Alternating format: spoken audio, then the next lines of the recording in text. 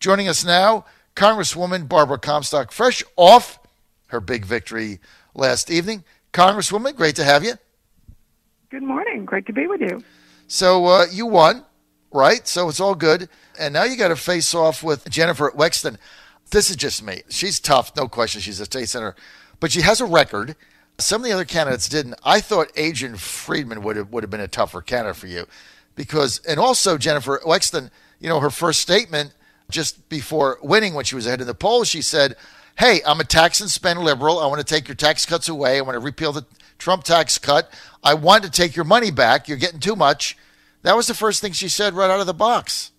Yeah, that's the change. That's the change they want. And as you know, we saw you last night. You were here covering the race. I got there late because yesterday in between running around to the polls and getting around the district as much as I could, I had a bill on the floor, which was on opioids and a package that we've been doing on battling the opioid problem, and that bill was passed. So I had to go back. I had to go in the afternoon to do the presenting of the bill. Then I had to go back at 6 o'clock to vote, and didn't get out of voting, and back out to the district until a little later. So joined you guys a bit later, but as I've been working on the issues of the district. I've been working with them on a bipartisan basis, but also on, a good common sense conservative basis. The historic tax cuts that you mentioned that my opponent opposes and has already attacked, and rebuilding our military. That's something that the Democrats never talk about, and that, the whole gang that she's all lined up with here regionally, they've opposed a lot of those things. I'm the only candidate in this race for the past year, I think, who's even said the word sequestration and stopping sequestration and how important that is for our national security and our military, and and for our region economically. That it was, sequestration was not only bad for national security, it was terrible for our regional economy. I mean, Terry McAuliffe, to his credit, used to talk about it, not my current opponent.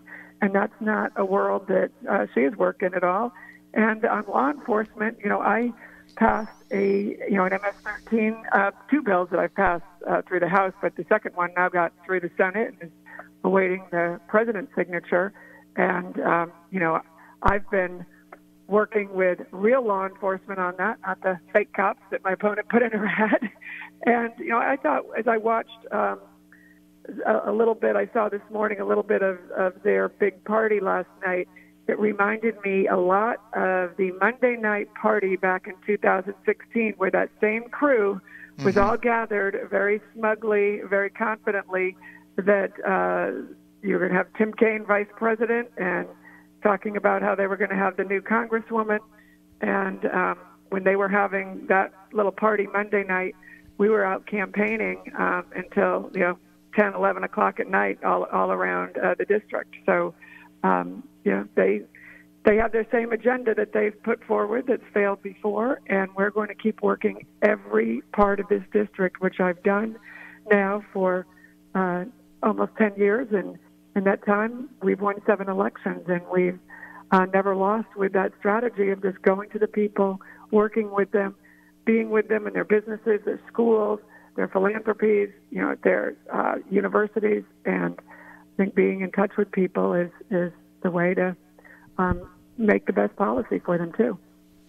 Well, you've won 7 elections in the last 9 years, Barbara Comstock. 2009, you beat an incumbent to win a seat in the House of Delegates. 2011, you beat a top-targeted re-elect. 2013, you ran 10 points ahead of Ken Cuccinelli, who was at the top of the ticket for governor, and they targeted your seat. You won that. 2014, you won a 6-way firehouse primary with 55%, beating back some pretty good challengers. And then in November of 2014, you won your open seat by 16 points over Two-Faced Faust. And that was my nickname for him, Two-Faced Faust. In 2016, you won a top targeted seat and ran 12 points ahead of the president with a 16-point differential there. And in 2018, you just won the primary. And just for the record, Seb Gorka endorsed Shaq Hill. He didn't get to vote in in your problem. I just want to point that out. So, look, I have no doubt. We had Ben Tribbett on last night. He said you're going to lose by 10. I agree with Ben on a lot of things. I think you're going to beat Wexton.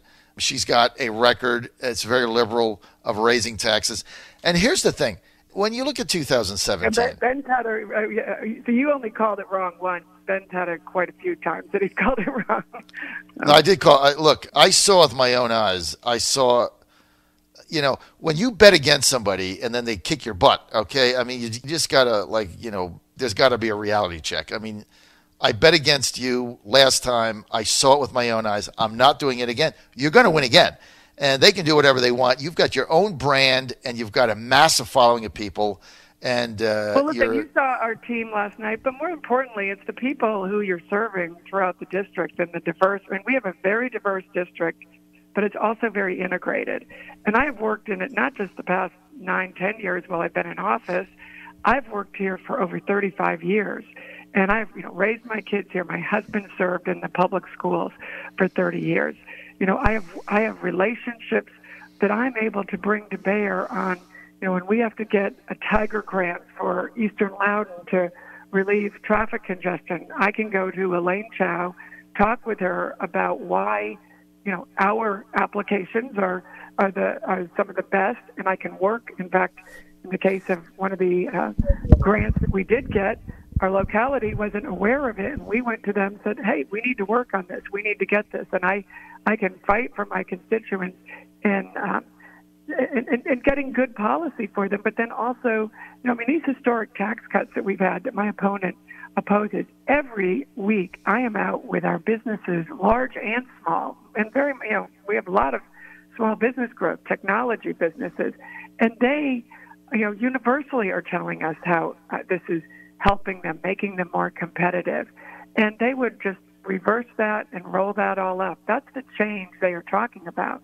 And rebuilding our military, I've had an opportunity, I was last fall in Korea, and it was wonderful because I met a constituent who actually was there working at the DMZ. We were in the trailers while is a Korean-American constituent who was there, a senior member of the military there at the DMZ, and we're in the trailer talking while we have the North Koreans peering through the window, and they're seeing that our country has Korean Americans in high-ranking positions in our military fighting for freedom.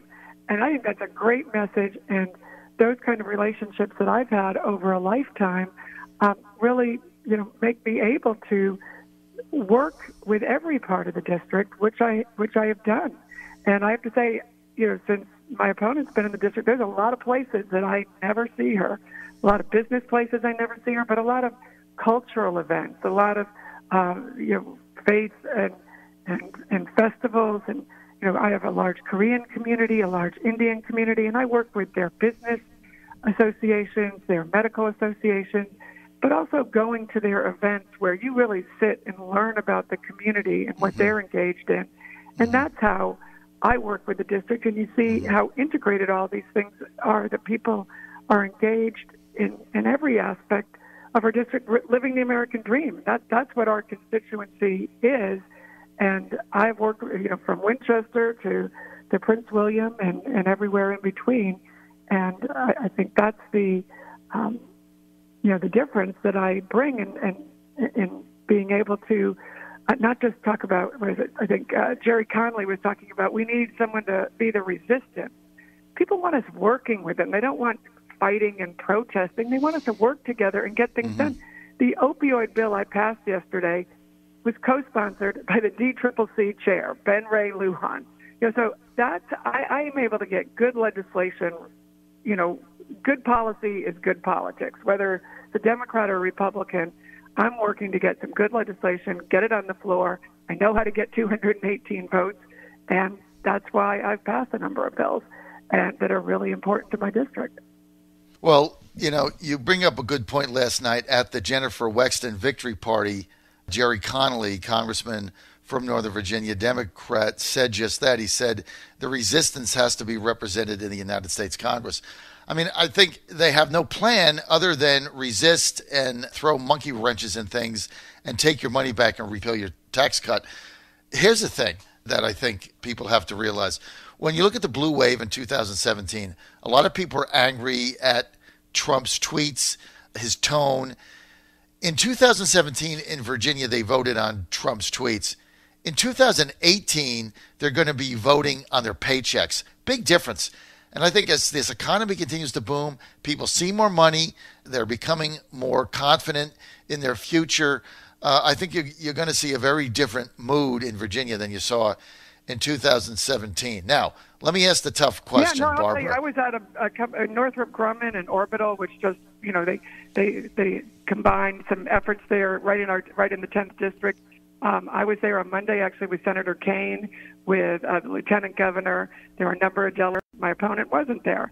I think when you're there, and there was 1,000 employees there that I was able to talk with. Quite a few of, certainly the leadership of the businesses, but more importantly, stay there, talk with the folks there. I was talking about the role of, talking with the personnel folks about how many women are in both of these companies. Because I've worked with a lot of these companies and I see women, I see what they're doing in STEM education, I see how active they are in the community. And getting to understand and know those businesses and what they are doing for our community and how, creating the STEM pipeline, working with our community colleges and with our universities. I have been to woman leadership events in so many of these companies, which is why when we had the sexual harassment issue, I, was out front working on that because I've been working on workforce issues, and we know that sexual harassment, sexual violence is one of the leading causes of women having lower wages because they leave the jobs altogether when they're experiencing harassment or any kind of, obviously, violence. But they leave their career, whether it's in science or something else, and then they're in lower paying jobs. So I've been fighting for things like that, but I also have been working with our local companies to make sure those policies are in place, and with great leaders like we have at Northrop Grumman, at Orbital, and our businesses, all the small businesses that work with all those companies too. You're on the John Fredericks Radio Network, trucking the truth across America, live from your nation's capital. We're with Republican Congresswoman Barbara Comstock. She represents the 10th District of Virginia. For those people not familiar with that, that is the Washington, D.C. suburbs in Northern Virginia. She is the last Republican standing on earth elected in Northern Virginia, which is turning blue by the hour. Let me get to a tough issue. Last night, Corey Stewart winning the Republican nomination for U.S. Senate. There's a lot of issues that you and Corey Stewart don't see eye to eye on, and you're very different in style and tone. Corey wraps himself in the Confederate flag many times, and that's not comfortable to a lot of people that just want to move on beyond that. How do you run your campaign with Stewart, exogenous to Stewart? How does this thing work? Well, listen, I think as you said earlier, listen, anyone has to run their own campaign. People don't, nobody asked E.W. Jackson, how do you run for lieutenant governor with Barbara Comstock? But I got, 10, 12 points higher than they did. I focus on my district, on the issues in my district, and this is a very independent electorate, and that's what he will have to do too, and I imagine he will. I think he'll sit down and look at what he's going to run his election on, and I really have been focused on mine. So, we're going to continue to do that. I'm in Congress now working on the bills that I'm working on. In fact, we're going to head up here to our conference here shortly, and then also we are continuing the work this week on the opioid package that we put together in the caucus. So I'm going to continue to work on the issues that I think matter to my district, and I think that's the way I'm doing the best service to my district is to know my district and to work with our people, and I'm the only woman in the district. I'm in a senior position. I'm a chairwoman of the Research and Technology Subcommittee. I've been able to work together across the aisle on a regular basis, and that's what we've talked about, not the resistance and taking away people's tax cuts and going back to decimating our military. And I'm going to stand up for all these values that I've been fighting hard for 10 years. And I think it's a winning policies for my constituents. Are you going to I can provide more STEM education, but work with our businesses and provide incentives. One of the things we're going to be doing coming up is welfare reform and work requirements for people who are getting benefits. Democrats oppose that. Real simple thing. People should be working. The dignity and morality of work is something that we as Republicans support. It should be bipartisan. Democrats are fighting us on that. But I'm happy to take the issues like that to the people every day. Are you going to campaign with them in your district? We haven't talked about that yet. I mean, I've, and all my campaigns, I'm usually out, kind of door to door, business to business, and doing it that way. So, I mean, I've run with a lot of different people over time, from Bob McDonnell when he ran to Terry McAuliffe was my neighbor. Happy to say I won his precinct every time, just like I did last night. So, I'm going to run my races the way I've always run and be my own person. Maybe McAuliffe and the First Lady secretly voted for you, right? That's possible, right? Maybe McAuliffe and Dorothy McAuliffe secretly voted for Barbara Comstock. That's my new angle. I'm going to investigate that. I think maybe you got his vote. I think that was it, because you kept crushing him in his own precinct. So, Terry McAuliffe, one thing about the former governor, he loves to go with a winner. I think he voted for you, Barbara. Okay, thank you. We're out of time. Well, that would be news. John Fredericks Radio Network. And good to see you last night. Bye-bye. We think the McAuliffes voted for Barbara.